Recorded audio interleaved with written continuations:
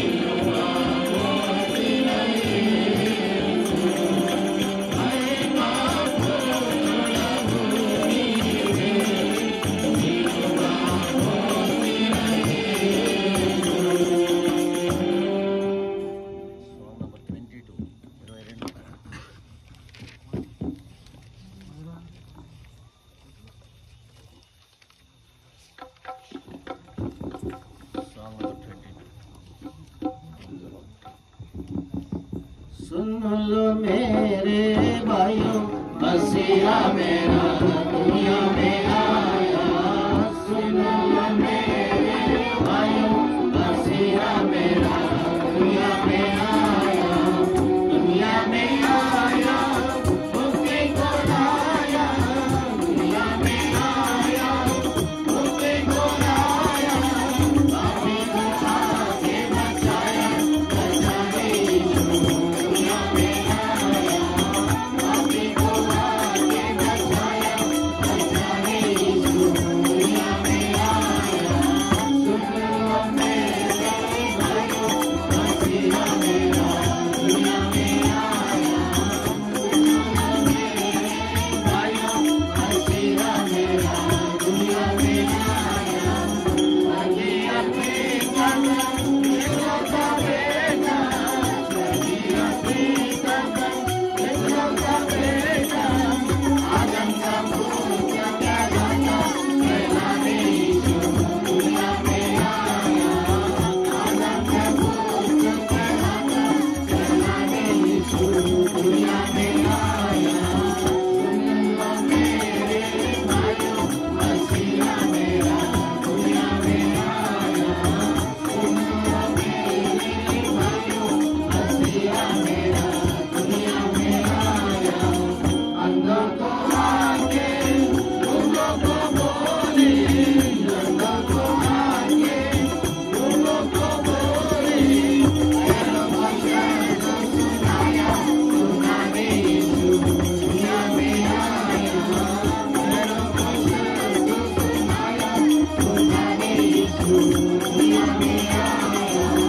सुन लो मेरे भाइयों, मसीहा मेरा दुनिया में आया।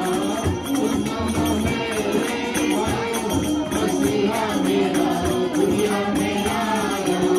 हम जब गुनाह में पड़े हुए थे, हम जब गुनाह में पड़े हुए थे, हमको तो प्रेम दिखाया, दिखाने यीशु दुनिया में आया। हमको तो प्रेम दिखाया, दिखाने यीशु दुनिया में आया। सुन लो मेरे भाइयों, मसीहा मेरा दुनिया में आया। सुन लो मेरे भाइयों, मसीहा मेरा दुनिया में आया। जो कोई उस पर विश्वास आया, जो कोई उस पर विश्वास आया, उसको मसीह ने बचाया, बचाने यीशु दुनिया में आया। उसको मसीह ने बचाया, बचाने यीशु दुनिया में आया।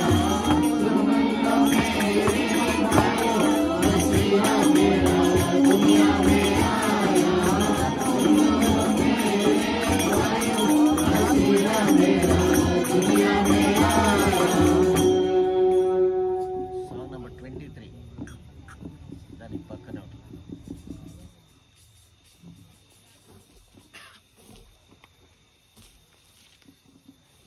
సర్వోన్నత స్థలములలో దేవునికి మహిమ.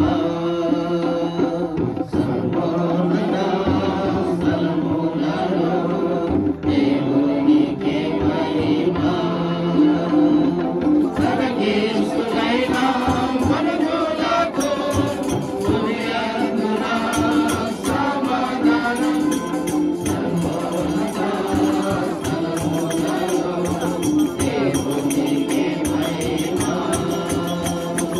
సర్వోన్నత స్థలములలో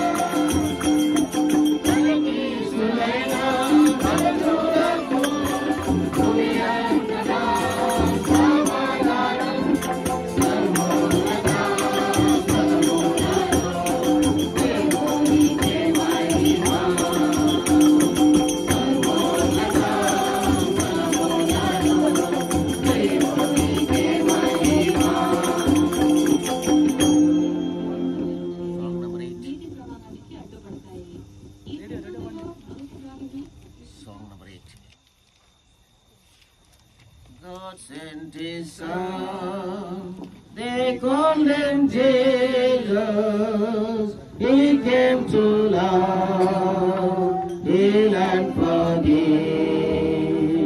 He lived and died to buy my pardon, and if He lives to prove my Savior lives because He lives, I can live tomorrow because He lives. All fear is gone because I know He holds the future, and life is worth the living just because He lives. How sweet to know the newborn baby that gives the pride and the joy He gives. But let us still the calm assurance, this child can face uncertainty because Christ is because He lives. I can face tomorrow because He lives. All fear is gone because I know He owns the future, and life is worth the living just because He lives. And then one day I cross the river, I find that land of loving faith, and then as death gives way to victory, I see the lights of glory, and I know He lives because He lives. I can face tomorrow because He lives. All fear is gone because I know He holds the future, and life is worth the living just because He lives.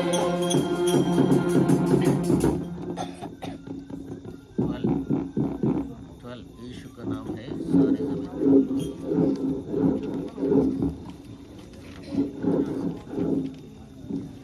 यीशु का नाम है सारे जमीन पर, जिससे सब बातें उधार। यीशु का नाम है सारे जमीन पर, जिससे सब बातें उधार। आसमान के बीच में, दोनों के बीच में कोई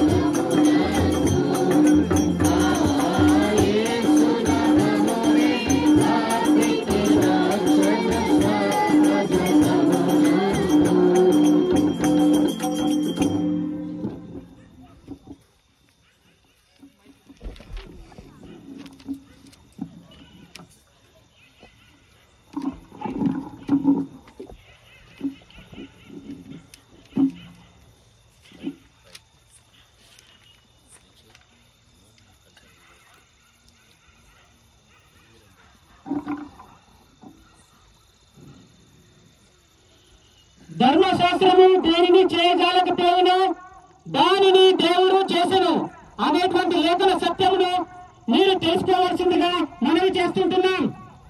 ధర్మశాస్త్రము దేనిని చేయజాలకపోయినా దానిని దేవుడు చేసెను. క్రీస్తు యేసునందు జీవమునిచ్చు ఆత్మ యొక్క నియమము పాప మరణముల నియమము నుండి నన్ను విడిపించెను. ఇక్కడ చూసినట్లయితే ధర్మశాస్త్రము అనగా ఏమిటి?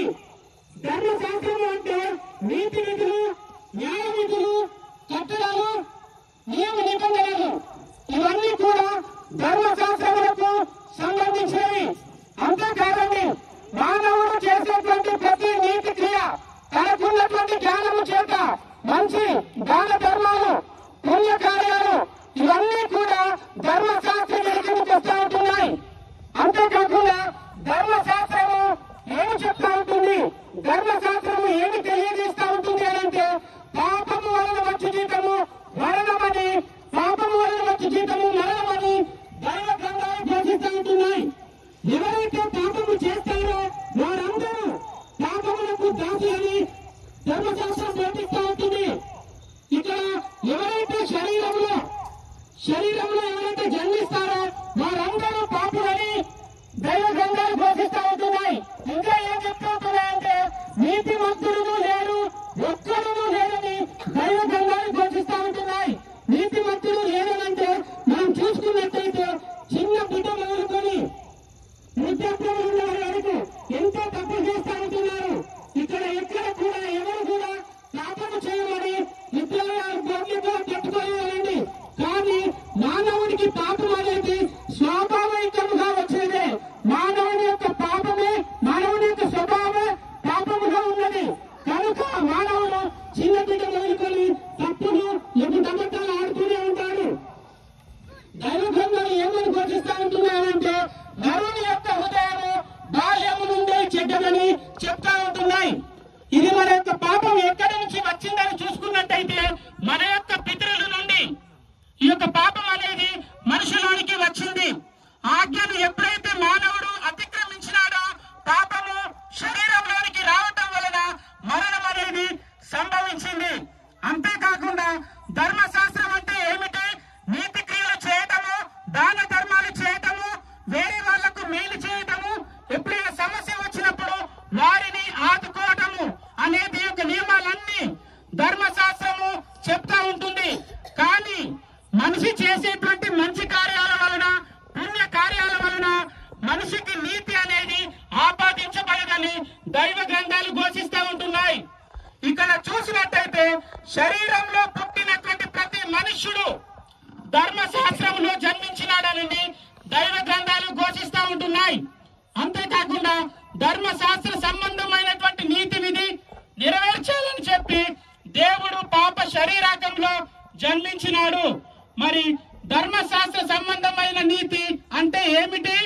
దేవుడు పాప శరీరాకారంలో జన్మించవలసినటువంటి అవసరత మనిషికి ఏమైనా ఉన్నదా అనంటే మనిషి యొక్క పాపమును పరిహరించడానికి ఆ యొక్క దేవుడే దిగి రావాలని దైవ గ్రంథాలు ఘోషిస్తా ఉంటున్నాయి.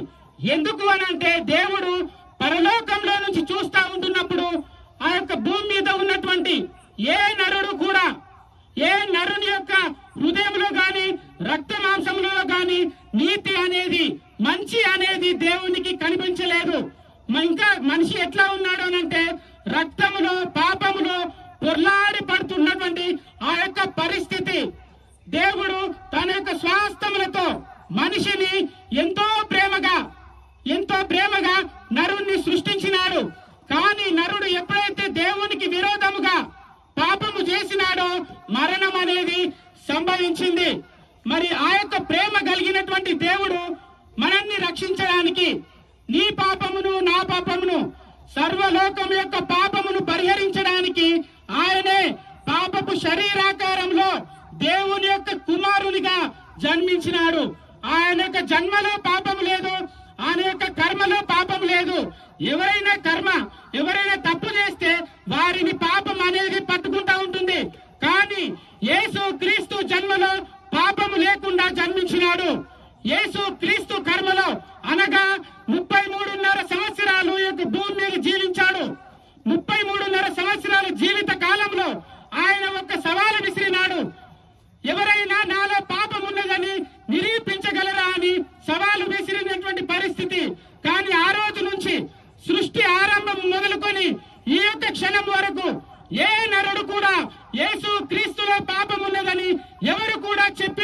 ఉంటున్నారు.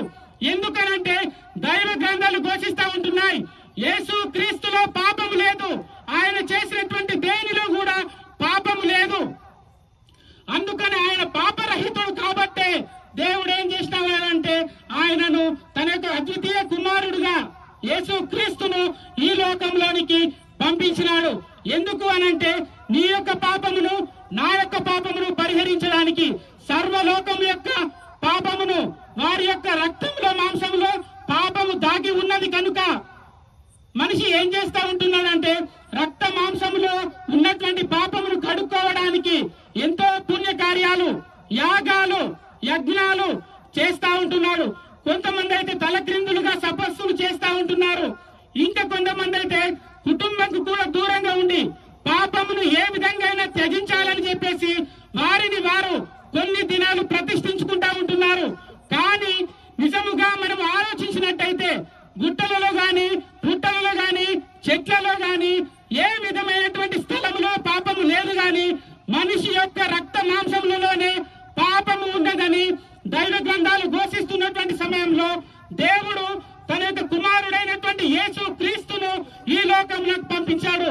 ఎందుకు అనంటే నీ యొక్క పాపమును నా యొక్క పాపమును, సర్వలోకం యొక్క పాపాన్ని విముక్తి గావించడానికి, దోష నివారణ జరిపించడానికి, సంకటములను కుదిర్చడానికి దేవుడు ఆయన యొక్క కుమారుణ్ణి పంపించినాడు. మరి మనిషి చేసేటువంటి మంచి పనులు గాని, నీతి కార్యాలు గాని మనకు మంచిగా కనిపించవచ్చు. కానీ దేవుని దృష్టికి అవి నీతి గుడ్డగా, అంటే పనికి మాలి ఉన్నటువంటి పనులుగా కనిపిస్తా ఉంటున్నాయి. అందుకే దేవుడు రావాల్సి వచ్చింది. ఈ యొక్క గొప్ప శుభవార్తను మీకు ప్రచురించడానికి వచ్చినామనండి. అంతేకాకుండా మనిషి శరీరంలో ఉన్నటువంటి పాపము, రక్త మాంసములు దేవుని రాజ్యమును స్వతంత్రించుకొనలేవని దైవ గ్రంథాలు ఘోషిస్తా ఉన్నటువంటి సమయంలో ధర్మశాస్త్రమునకు వేరుగా దేవుని యొక్క నీతి నెరవేర్చబడిందండి. ఆ యొక్క నీతి ఎవరు అనంటే, దేవుని యొక్క నీతి ఎవరు అనంటే మన ప్రభు అయినటువంటి యేసు క్రీస్తే. చాలా మంది అంటారు కదా, యేసు క్రీస్తు దేవుడు అనంటే ఎన్నో గొప్ప కార్యాలు చేయాలా, చచ్చిపోవద్దు కదా, దేవుణ్ణి ఎవరైనా చంపగలుగుతారా అని మనకు ప్రశ్న రావచ్చు. అవును, దేవుడు ఎంతో పరిశుద్ధుడు, ఉన్నతమైనటువంటి స్థలంలో ఉన్నటువంటి వాడు. ఎవరు కూడా ఆయన యొక్క సన్నిధిలోనికి ధైర్యముగా ప్రవేశించలేనటువంటి పరిస్థితే. కానీ నిన్ను నన్ను సృష్టించుకున్నటువంటి సృష్టికర్త దేవుడు మనకు తండ్రిగా ఉన్నటువంటి పరిస్థితి, ఆ తండ్రిగా ఉన్నటువంటి పరిస్థితి ఎప్పుడు కూడా మన దేవుడు మనల్ని ప్రేమించినాడు కాబట్టి పాపములో కూరుకున్నటువంటి మనిషిని ఆయన చూసి ఆయన యొక్క కడుపు తరుక్కుని ప్రభు ఆ యొక్క దేవుడు చూసి చెప్తా ఉంటున్నాడు, ఈ నా బిడ్డలు నాకు విరోధంగా పాపం చేసినారు, అయినా నేను వారిని క్షమించడానికి నేనే పరలోకం నుండి దిగి వెళ్తాను అని దేవుడు చెప్తా ఉంటున్నాడు. ఇంకా ఏంటి అని అంటే దైవ గ్రంథాలు ఏం చెప్తా ఉంటున్నాయి, ఆ పిల్లలు రక్త మాంసములు గలవారైనందున దేవుడు ఆ యొక్క మరణ బలము గాలులో నుండి విడిపించుటకు ఆయనే మన యొక్క రక్త మాంసములలో పాలువాడయ్యానండు. ఇంకా మనం చూసుకున్నట్టయితే ధర్మశాస్త్రము నీతి కిందికి, అనగా ధర్మశాస్త్రము కిందికి ప్రతి శరీరి వచ్చినాడు కనుక ధర్మశాస్త్ర నియమం అనేది రెండుగా ఉంటుంది. ఒకటి పాప నియమము, రెండవది మరణ నియమము. పాపమునకు కులము, జాతి, ప్రాంత భేదము గాని, వర్ణ భేదము గాని, లేకపోతే అమెరికాలో పుట్టిన వానికి కానీ, ఇండియాలో పుట్టిన వానికి కానీ ఏ భేదము లేదు. పాపము ఎవరైనా చేస్తే పాపము వానిని పట్టుకుంటుంది అని దైవ గ్రంథాలు ఘోషిస్తా ఉంటున్నాయి. ఇక్కడ పాపము ఎక్కడికి మనిషిని తీసుకుపోతుంది అనంటే మరణమునకు అప్పగిస్తా ఉంటుంది. మరణములకు కనికరము కూడా లేదు. ఎవరినైనా గాని ఎవరైనా పాపము చేస్తే వారు మరణమునకు దాసులుగా ఉంటున్నారు. ఆ యొక్క మరణము నుండి నిన్ను నన్ను విడిపించడానికి, సర్వలోకమును మరణము నుండి కటిక చీకటిలో నుండి విడిపించడానికి ప్రభు అయినటువంటి యేసు క్రీస్తు 2000 సంవత్సరాల పూర్వము ఈ యొక్క అవనిలో జన్మించినటువంటి గొప్ప శుభవర్తమానమును మీకు ప్రకటిస్తా ఉంటున్నాం. మరి పరిశుద్ధుడు దేవుడు ఈ యొక్క అవనిలో జన్మిస్తే మనిషి యొక్క పాపం పోతుందా అనంటే పోదనండి. పాపము అనేది ఎట్లా పోతుంది అనంటే పరిశుద్ధమైనటువంటి రక్తము చిందించబడాలి, పరలోకం నుంచి తొంగి చూసినప్పుడు ఎవరిలో కూడా పరిశుద్ధమైనటువంటి రక్తం లేదు. కానీ మనిషి యొక్క జ్ఞానం ఏం చెప్తా ఉంటుంది అని అంటే ఆ యొక్క పాపాన్ని పరిహరించడానికి జంతువుల రక్తము, పశువుల రక్తము ప్రోక్షిస్తా ఉంటున్నాడు, రక్తము చిందిస్తా ఉంటున్నాడు. కానీ వీటి ద్వారా మలినం అనేది మనిషికి ఉన్నటువంటి కఠినమైనటువంటి పాపము కడగబడలేదు కనుక దేవుడే దిగి వచ్చినాడు. కానీ దేవుని నీతి ధర్మశాస్త్రములకు వేరుగా ప్రకటించబడతా ఉంటుంది.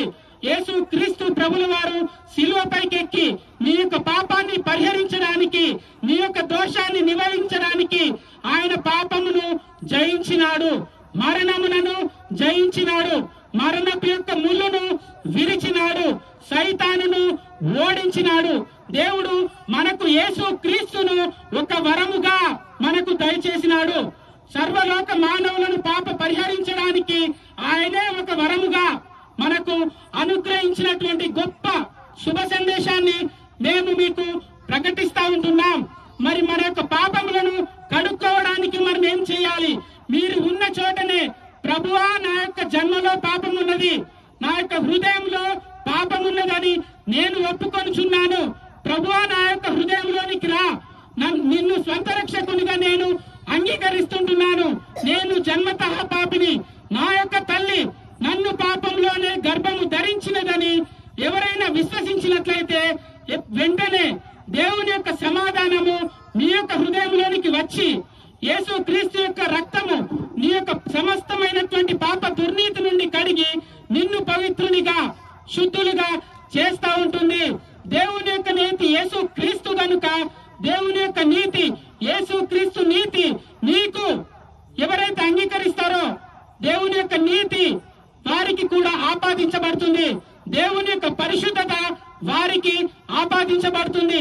ఆయన యొక్క రక్తము సమస్త దుర్నీతి నుండి పాపాన్ని విమోచించిన వారిగా నిన్ను చేస్తుంది. ఎవరైనా యేసు క్రీస్తును అంగీకరించినట్టయితే దేవుడు వెంటనే ఆయన యొక్క సమాధానాన్ని మీకు అనుగ్రహిస్తాడు. కాలము సంపూర్ణమై ఉన్నది, దేవుని యొక్క రాజ్యము సమీపించుచున్నది.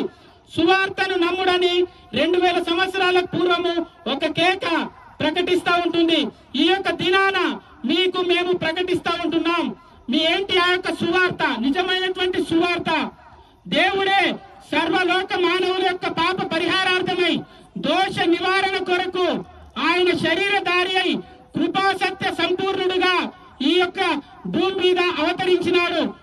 ఆది యందు వాక్యం ఉండెను, వాక్యము దేవుని యొద్ద ఉండెను, వాక్యము దేవుడై ఉండెను.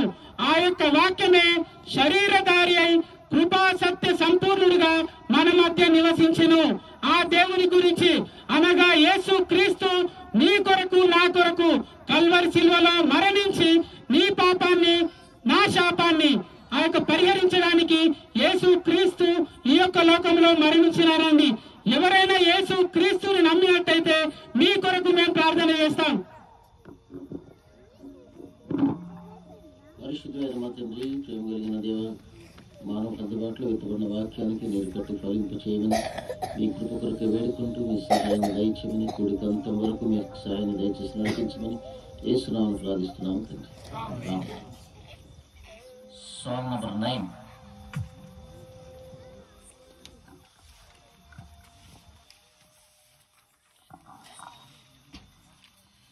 Jesus, our Lord, with great joy we adore thee, chanting our praise to thyself on the throne. Blessed in thy presence we worship before thee. Oh, thou art worthy and worthy alone. Lord, thou art worthy. Lord, thou art worthy. Lord, thou art worthy and worthy alone. Blessed in thy presence we worship before thee. Lord, thou art worthy and worthy alone. Let me go, let me come to you, Lord. Lord, the angels to thy in our stead. How has the dawn with the sea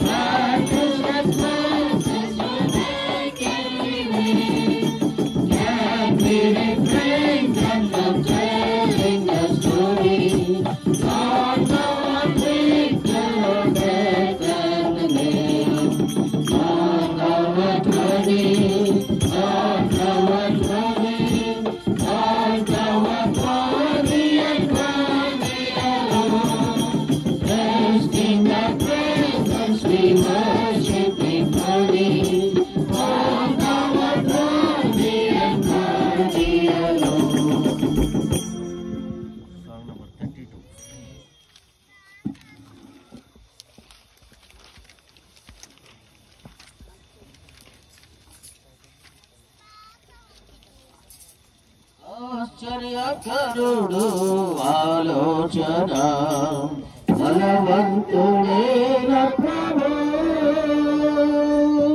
నిత్యం నభూతాంగే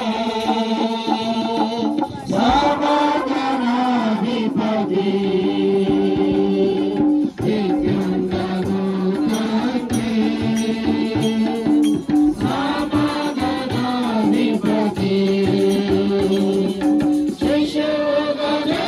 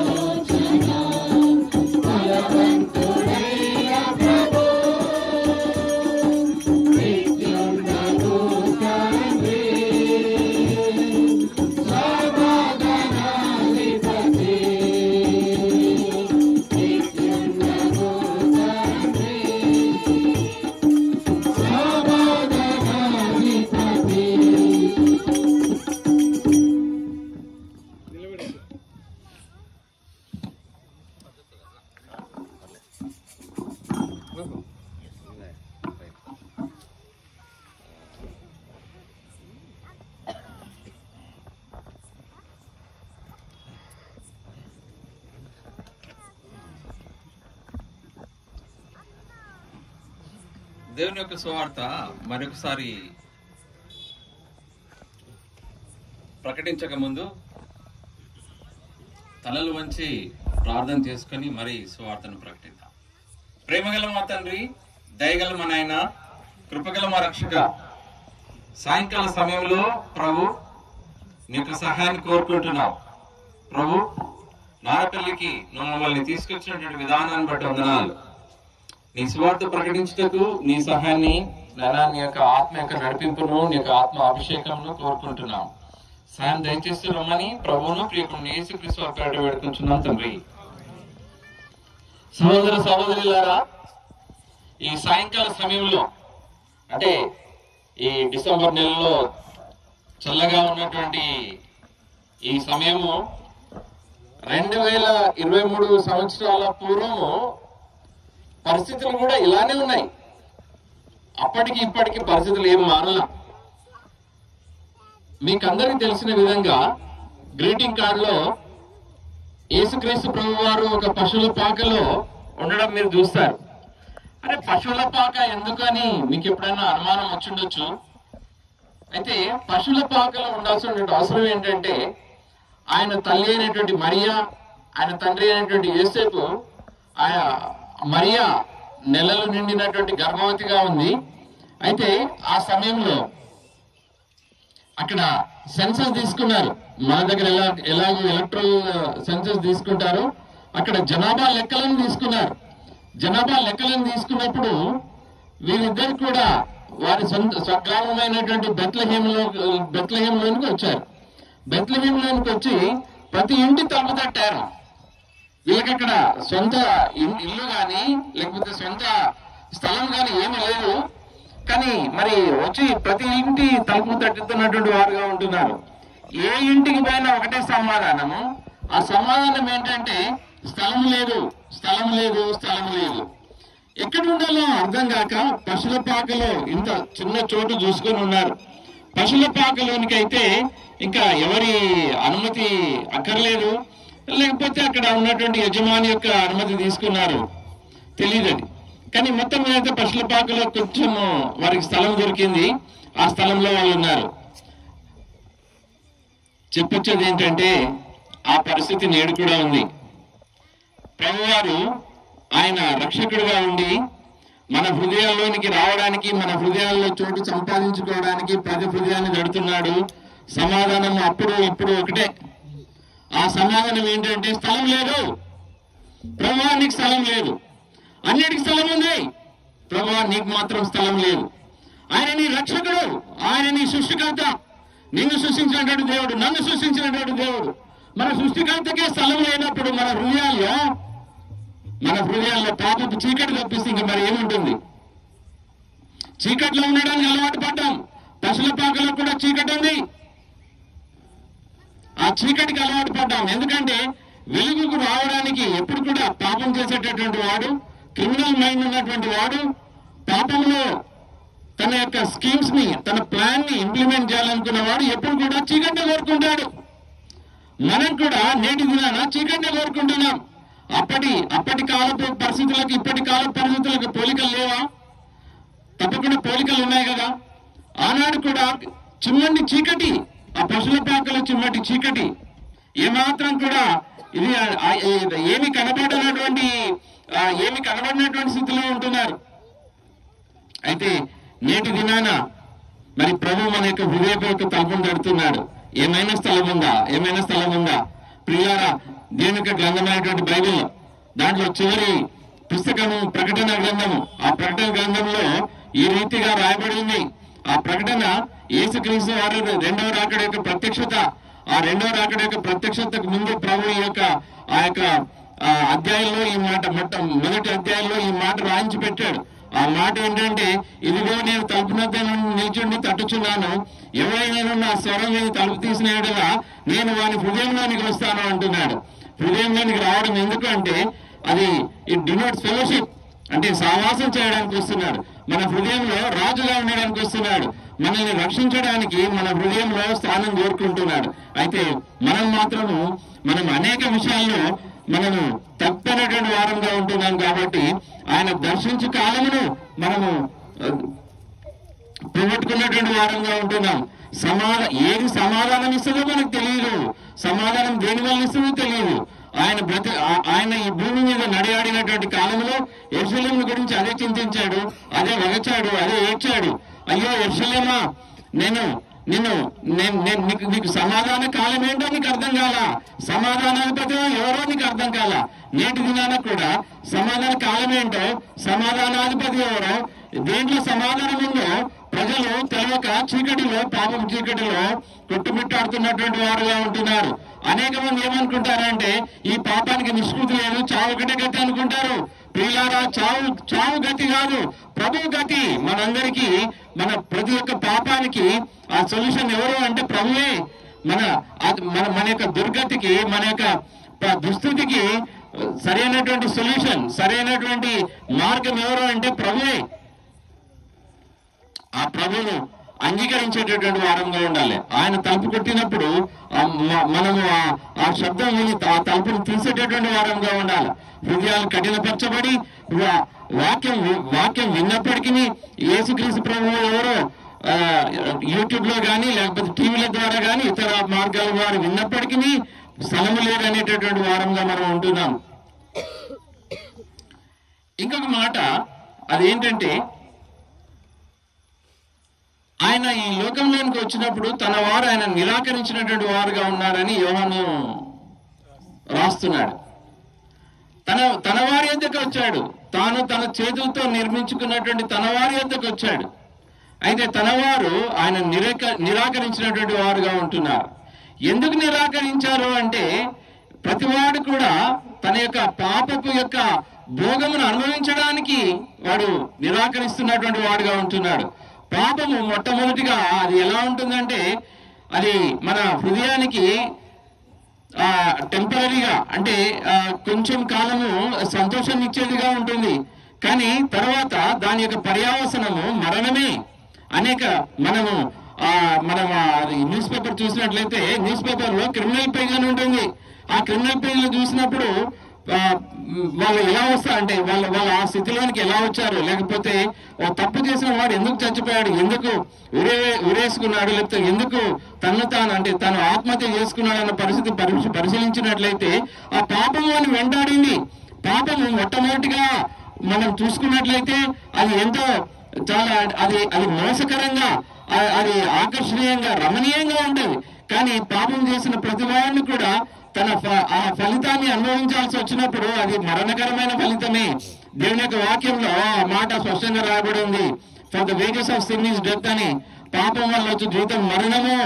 అయితే క్రీస్తు యేసును ఈ కృపావరంలో నీకు నాకు రక్షణ, ప్రతి పాపికి రక్షణ. మన పాపం ఎటువంటిదైనప్పటికీ దానిలో నుండి మనకు రక్షణ. మన పాపం ఎంత పెద్దదైనప్పటికీ దానిలో నుండి మనకు ఆయన ఒక్కడు మాత్రమే మనల్ని ఆ పాపం నుండి విడుదల చేయగలడు. ఇంకెవరు కూడా చేయలేరు. చివరి అంశము, ఆ దేశంలో కొందరు గొర్రెల కాపరులు తమ గొర్రె మందలు కాల్చుండగా దేవుని యొక్క దూత వారికి తన దర్శనం ఇచ్చి వారితో ఈ మాట మాట్లాడుతూ ఉన్నాడు. దేవుని యొక్క దూతను వారు చూసినప్పుడు వారు చలికి మంట కాచుకుంటున్నారు. దేవుని యొక్క దూతను వారు చూసినప్పుడు చాలా గొప్ప వెలుగు కలిగింది. చీకట్లో గొప్ప వెలుగు ఒకటే ఆకస్మికంగా వెలుగు కలిగినప్పుడు ఎవరికైనా భయం అవుతుంది, వీళ్ళకి కూడా భయం కలిగింది. అయితే ఆ దూత అంటా ఉన్నాడు, ఫియర్ నాట్, భయపడకుడు, ఇదిగో లోకమందరికీ కలగబో మా రక్షణ,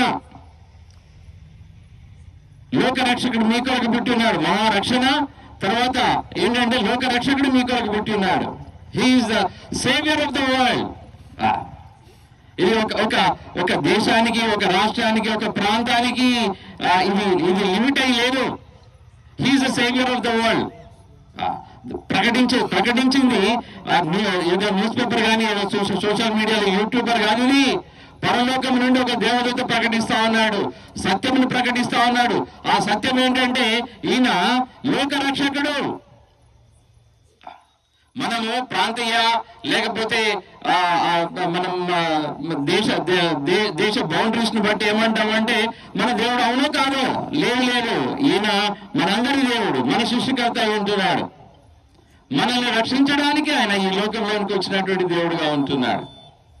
ఎందుకు మనకు రక్షణ అవసరమైంది అంటే, దేవుడు మనల్ని తన స్వరూపంలో చేసుకున్నప్పటికీ మనం పాపమును ప్రేమించి దేవుని యొక్క స్వరూపాన్ని మనం కోల్పోయినటువంటి వారంగా ఉంటున్నాం.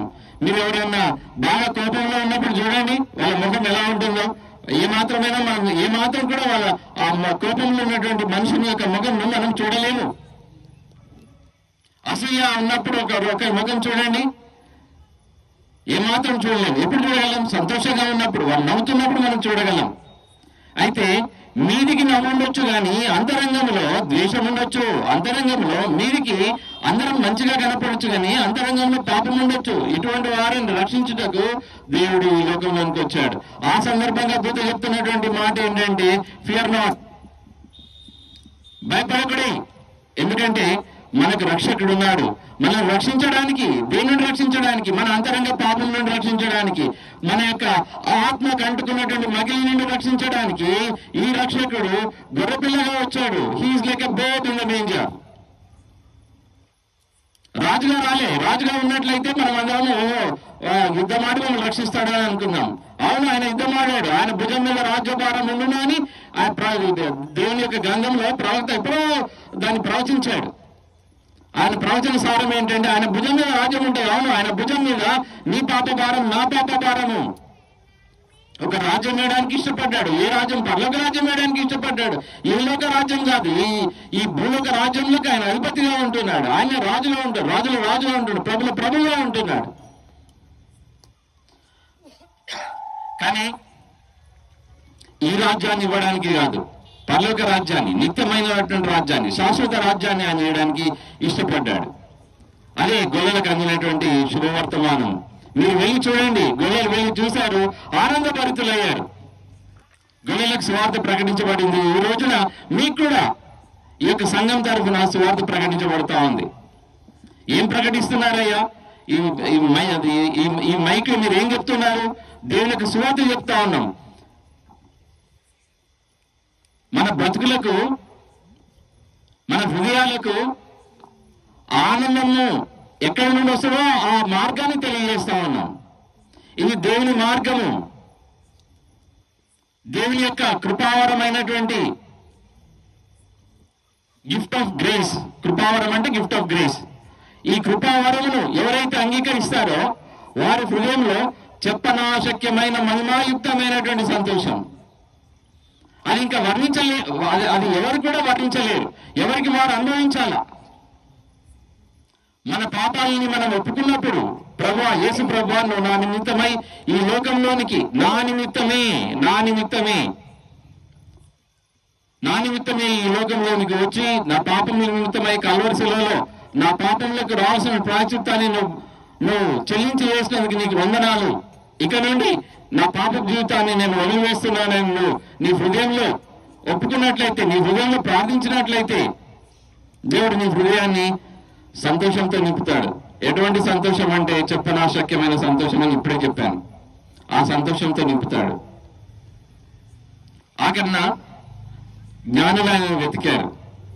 గొల్లలకు రక్షకుడు అవసరము, జ్ఞానులకు రక్షకుడు అవసరము, ప్రతి వారికి రక్షకుడు అవసరము. జ్ఞానులు కూడా ఆయనను వెతికారు. ఆయన కనుగొని అత్యానందభరితులైన దేవుని యొక్క వాక్యంలో ఉంది. వారు ఆనందంతో తిరిగి తమ దేశంలోనికి వెళ్ళినటువంటి వారుగా ఉంటున్నారు. జ్ఞానం కలిగి ఉన్నావా? ఆయనను వెతుకుతావు, ఆయన ఇచ్చేటటువంటి సంతోషాన్ని పొందుకుంటావు. దేవుని యొక్క రక్షణ సువార్తను ఒకవేళ మనం వదిలిపెట్టినట్లయితే, దాన్ని మనం విసర్జించినట్లయితే నిత్య నరకం మాత్రమే మనకు ఉంటుంది. ఇంకా అంతకంటే ఎక్కువేమీ ఉండదు. ఆ నిత్య నరకంలో అగ్ని, ఆరవి, పురుగు చావదని దేవుని యొక్క వాక్యంలో రాయబడింది. దేవుని యొక్క ఆత్మ, దేవుడు ఏ ఆత్మనైతే మనలో ఉంచాడో ఆ ఆత్మకి చావు లేదు. అది నిత్యత్వానికి కాలుతూ ఉండాలి. కానీ మోక్షానికి దారి ఏంటంటే యేసుక్రీస్తు ప్రభువుని అంగీకరించి నీ పాపాలను ఒప్పుకొని నీ యొక్క పాప జీవితాన్ని వదిలిపెట్టి ప్రభువుని నీ హృదయంలో చేర్చుకోవడమే. దేవుని దీవించిన గాక.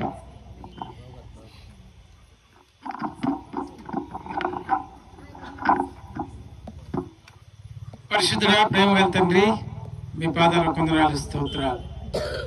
సాయంకాల సమయం మా ప్రభువా మరి ఈ ప్రాంతంలో నివసిస్తున్న బిడ్డలందరి కొరకై ప్రార్థిస్తున్నాం. రక్షణ సువార్త ఈ యొక్క కర్మేల్ మందిరం ద్వారా వారికి ప్రకటించబడింది. ప్రభువా తండ్రి, మరి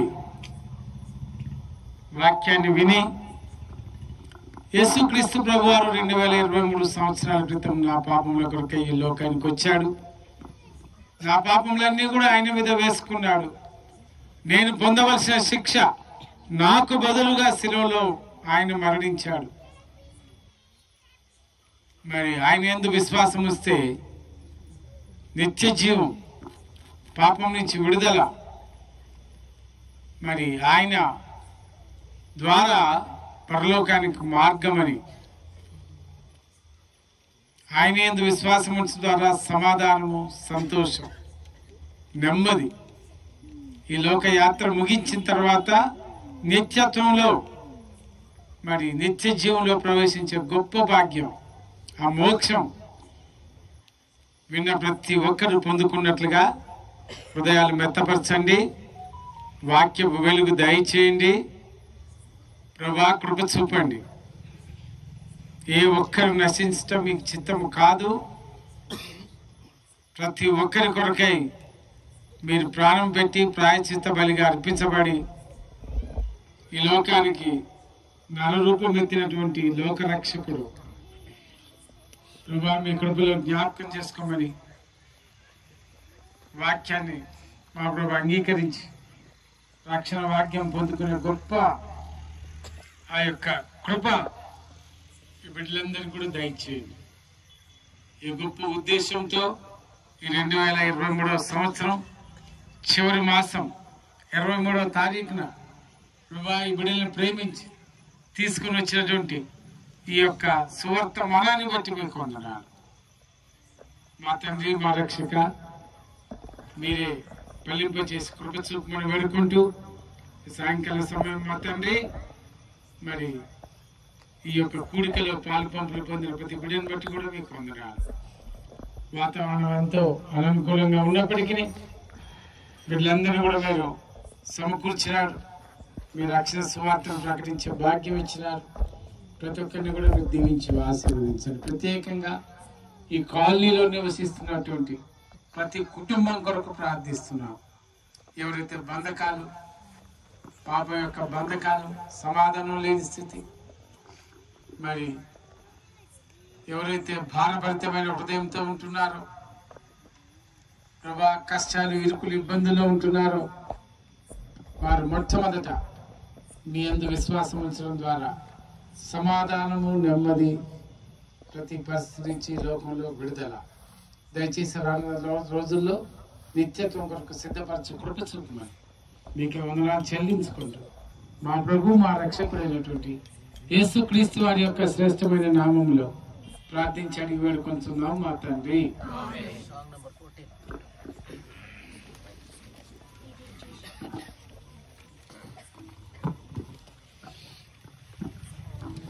नीले आसमां के पार जाएंगे, मेरा यीशु रहता वहाँ। नीले आसमां के पार जाएंगे, मेरा यीशु रहता वहाँ। हम मिलेंगे बादलों पर, हम मिलेंगे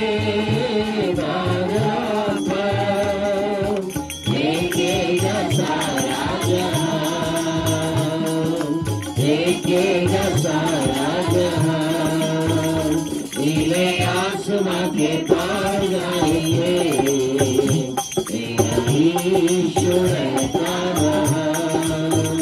नीले आसमां के पार जाएंगे, मेरा यीशु रहता वहाँ।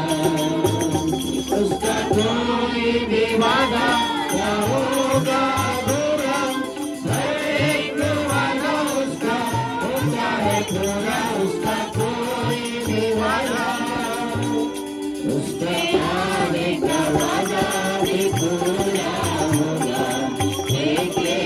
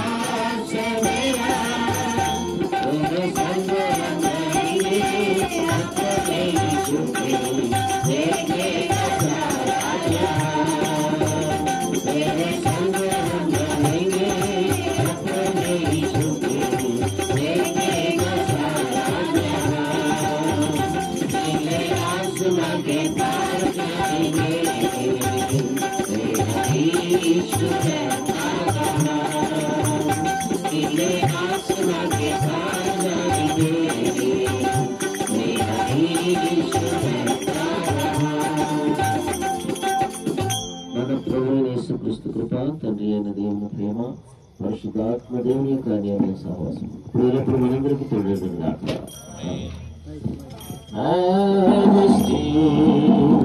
Worship His majesty, unto Jesus we are glory, honor and praise. Majesty, worship